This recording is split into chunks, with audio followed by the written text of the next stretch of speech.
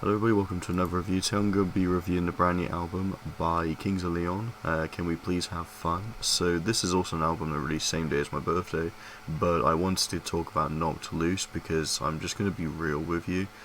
Knocked Loose is something I much rather listen to, but Kings of Leon, while it's a band I've had my ups and downs, a lot of downs with, I can say this album does pick some of the best stuff they've done in their career, or at least in the modern era of what the band's been going for. I haven't really been able to enjoy albums like Walls. I found it's just the material and that some of the overall instrumentation just kind of feels a bit draggy and doesn't necessarily do too much to enhance the song, and I think vocally it just sounds a little bored compared to something like this record where we have a little bit more energy in some of the vocals, especially with the track Mustang, even on around the line of "Are you a Mustang or a kitty?", which the line is weird, but I think for the whole zaniness that some of the tracks can get to, I think it actually kind of highlights it pretty well.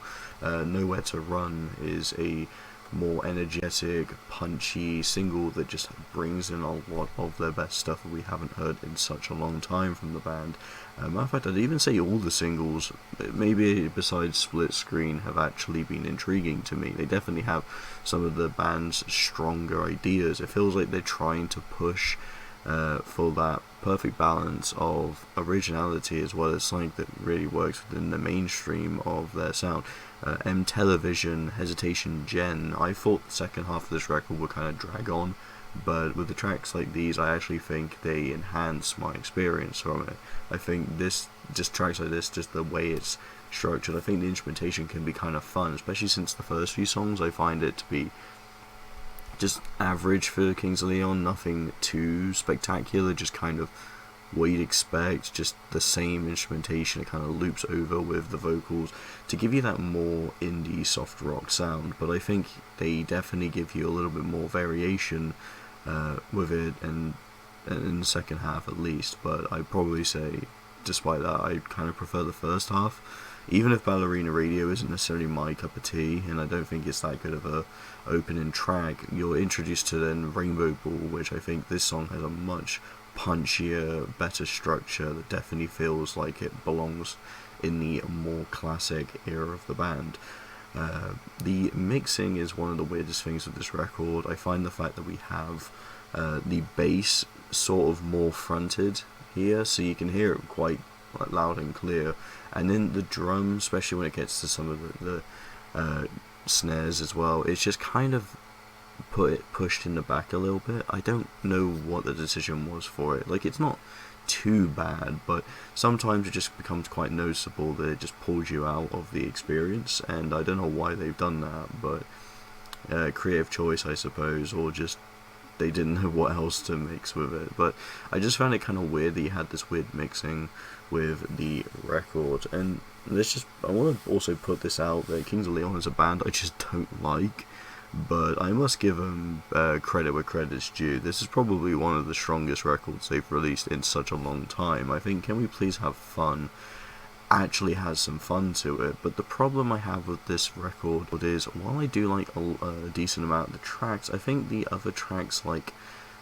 Don't Stop the Bleeding or Ease Me On and Scene just kind of feel like they're trying to do their bare bone attempt at carrying on the indie rock soft rock style that a lot of bands have been going for. And to me, Kings of Leon, what I do have found, they've definitely found their foot in with this record. I will say it doesn't necessarily have the highs that their best material had, but again, a lot of bands that have been releasing absolute big hits back in the day to then still continue now, I just find a lot of them that have hit the big peak of mainstream just kind of been doing this formula, and it just kind of feels like it's, at this point, some of it just feels watered down and just like a hollow shell of what the band used to be.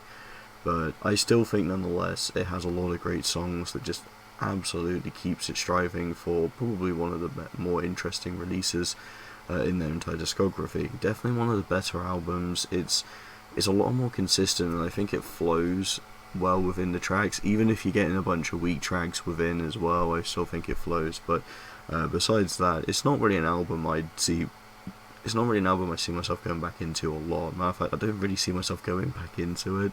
It's kind of one of those albums that makes for a listen that's listenable, but something that I just find with the weird mixing, some of the weak like writing, even some of the lyrics, like in Mustang. I feel like even the best stuff still has kind of its flaws that drags the album down quite a bit. I wouldn't say it's a good album though. I wouldn't say it's terrible either. I feel like for Kings of Leon, we're probably seeing this at just a, at best, decent experience, but I might be giving this one a 2 out of 5. Probably one of the best albums I've given a weaker rating for this year, but because I will be honest, I'm definitely surprised how much I like this more than I thought. But yeah, it is fine in some cases. Other cases, it's just not for me. And that's my review on the new Kings of Leon record. I hope you'll enjoy. Thank you so much for watching, and see you in the next video.